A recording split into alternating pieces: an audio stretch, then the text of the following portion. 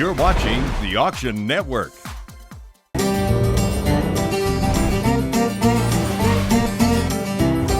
The thought of living without a cell phone, an iPod, or even a television is a concept many of us can't even begin to imagine. But for the Amish, living with the bare necessities has been a way of life since they first began settling in America in the 1730s. They may avoid the latest technological advances, but one thing the Amish have in common with the rest of us is they love a good auction. Auctioneer Willis Yoder is bridging the gap between traditional Amish culture and today's modern auction industry. Amish are very profound on auctions. They love auctions. Auctions is the way to sell. And that has been a tradition that has been passed along for, centuries.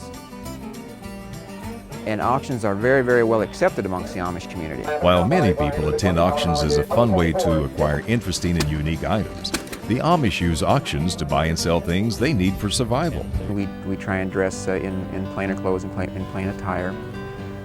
And the Amish do not have televisions along with radios.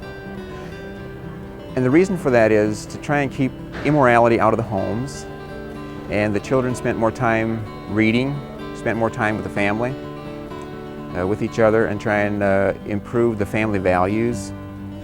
And that is a big thing amongst the Amish, is to have the family values, try and keep them in priority. Family does indeed come first to the Amish, and Yoder was willing to give up his childhood dream of becoming an auctioneer if his parents hadn't approved of the profession.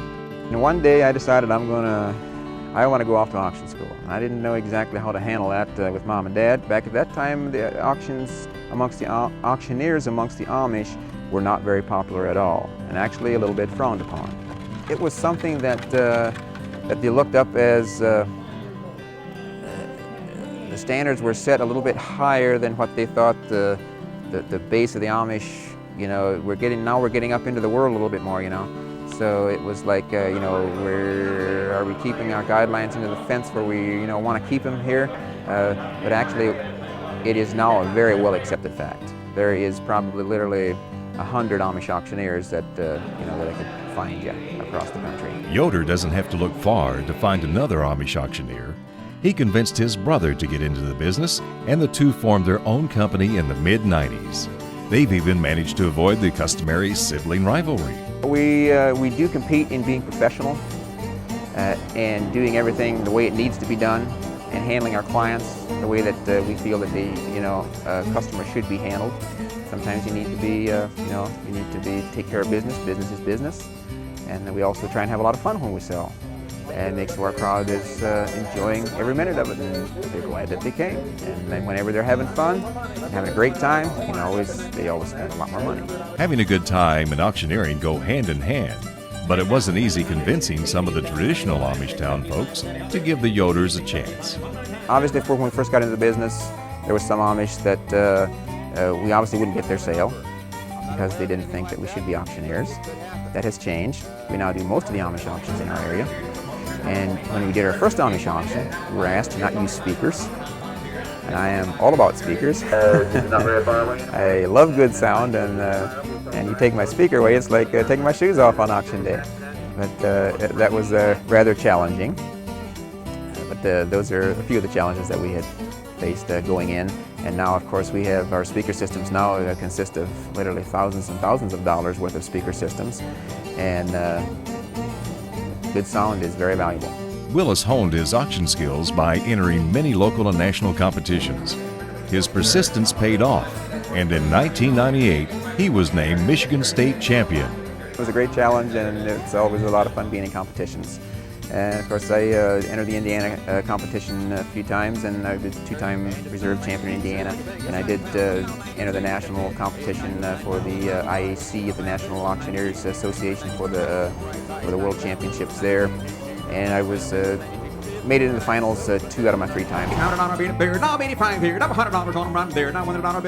Competing against the best auction callers in the business was a big step forward from Yoder's humble beginnings in the industry. I pedaled my bicycle 25 miles one way to donate my time.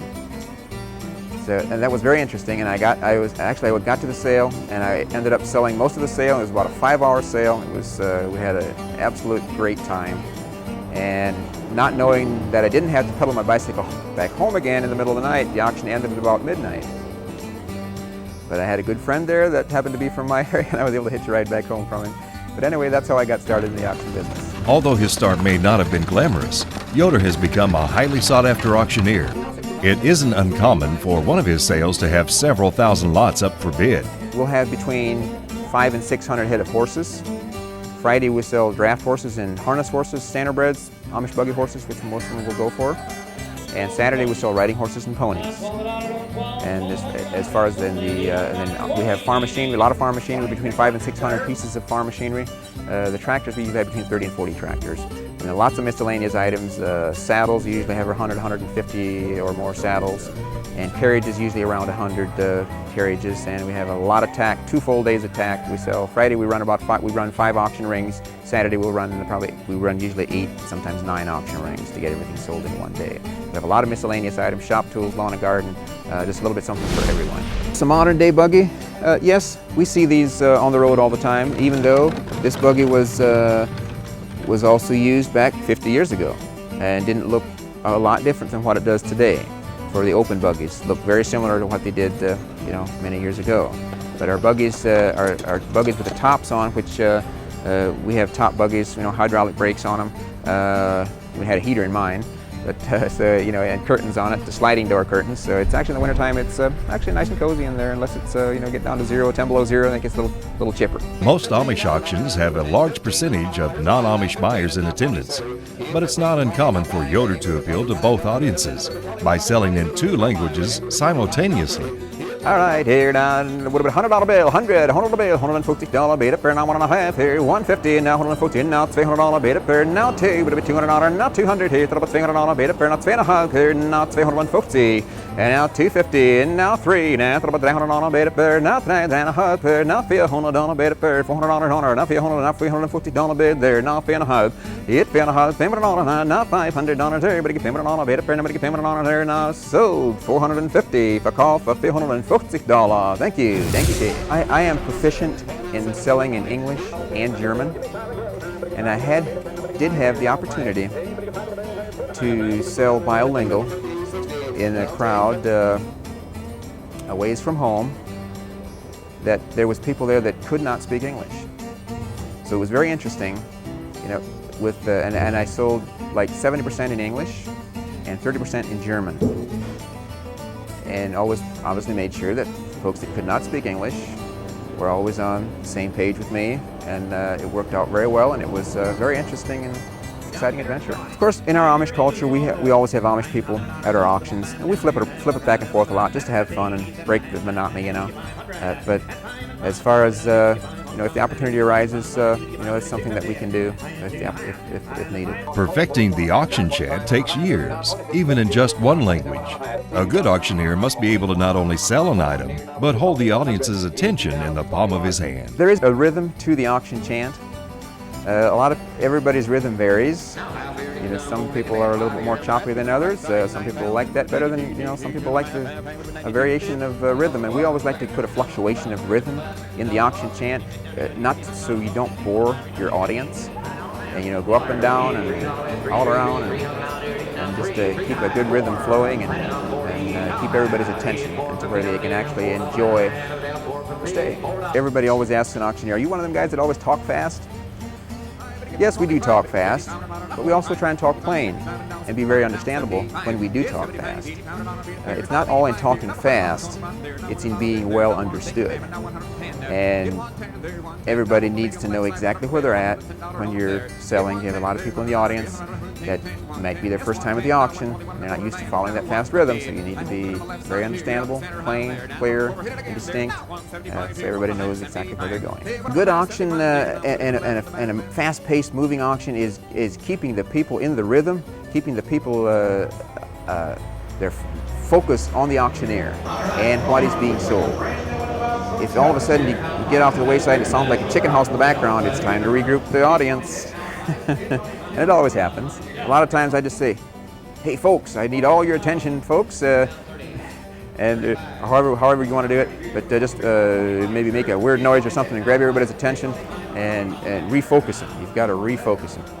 But we always, and obviously, try and we sell fast, and that is a good way to keep everybody's attention. If you sell fast, they know if they don't get their bids in, they will lose out. And the auction spells action. So that's what it's all about. Without access to modern conveniences like the internet and cell phones, you'd think Yoder would be missing out on some of that action. But word always seems to spread when it's auction time.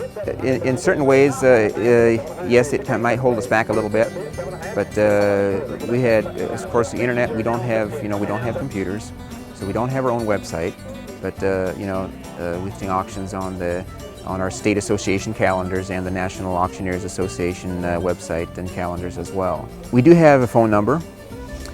We do have voicemail, and we are allowed to have a little phone shanty outside the house. We don't believe in hindering non-Amish people to use their telephones.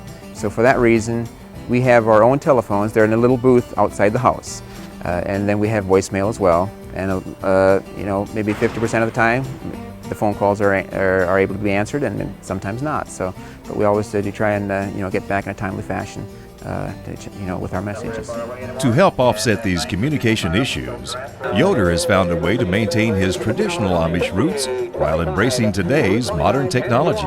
In our auction office, as far as that's solely owned, Amish owned, we do not use computers. In our business, when we build the cashier trailers and the truck toppers, I am in partnership with a good friend of mine, Mr. Delmar Reinheimer, which has built trailers all his life, and that's what he knows. And I partnered up with him. And of course, I knew what I wanted, then I knew what I wanted him to look like, and he knew how to build them. So we got together, made a team, and with that kind of a scenario, with a non-Amish partner, yes, we can have computers and the electric and the phone and that kind of thing. Yes, I do have a computer in my office at the RV place. Those custom-made trailers come in handy when auction season rolls around. It's not uncommon for Yoder to have several sales a week during the peak auction season. Of course, the spring and the fall are always busier. A lot of times in spring and the fall, we'll have 2, 3, sometimes 4 sales a week. But in the summer times, everybody likes to go vacationing, so we don't do as many sales in the summertime.